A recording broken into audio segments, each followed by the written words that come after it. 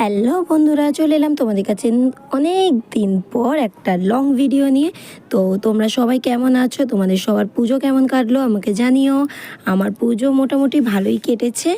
তো কালকে ছিল লক্ষ্মী পুজো, কোজাগরীর লক্ষ্মী পুজো। আমাদের বাড়িতে পুজো হয়। তো পুজোর সময় প্রত্যেক বছর আলপনা আমি আঁকি। দেখো আমি বসে বসে আলপনা আঁকছি, পুজোর জায়গাটা সব জায়গায় সাজাচ্ছি।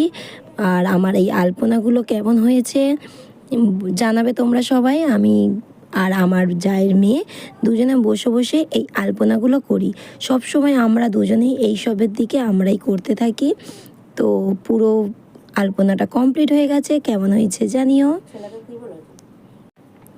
তারপর দেখো এক এক করে পুজোর সব জোগাড়জাটি করে নিচ্ছি। আমরা ঠাকুরমশাই ডেকে পুজো করি না, আমরা লক্ষ্মী পুজো আমরা নিজেরাই করি। তো তোমরা কারা কারা লক্ষ্মী পুজো নিজেরা করো আর কারা কারা ঠাকুরমশাই ডেকে যা করো সেটা জানিও। দেখো আমরা পদ্ম ফুলটাকে ছাড়াচ্ছি। পদ্ম ফুল লক্ষ্মী পুজোয় কিন্তু লাগেই লাগে। আমরা কিন্তু পদ্ম ফুল দিই, অনেকে আছে দেয় না, তো আমরা দিই। দেখে নাও কেমন পদ্ম ফুলটাকে ছাড়াচ্ছি। আর আমাকে এইরকম শাড়ি পরে সেই যে কেমন লাগছে জানাবে। আর আমার ছেলে দেখো, আমি এদিকে পুজোর জোগাড় করছি, ছেলে প্রচণ্ড ডিস্টার্ব করছে। আর আমার যা আমি দুজনে মিলেই পুজোটা করি। তো আমার যা পুজোর হাতে হাতেই জোগাড় করছে, ওই পুজোটা করেছে। কারণ আমার মা কিছুদিন আগে শুনেইছো, তোমরা সবাই জানো আমার মা কিছুদিন আগে আমাদেরকে ছেড়ে চলে গেছে। তো আমার 1 বছর পুজো করতে নেই, তো আমি কিছু হাতে হাতে জোগাড় করে দিয়েছি। আর আমার গপু সোনা দেখো এখানে আমাদের পুজোর ওখানে বসে পড়েছে।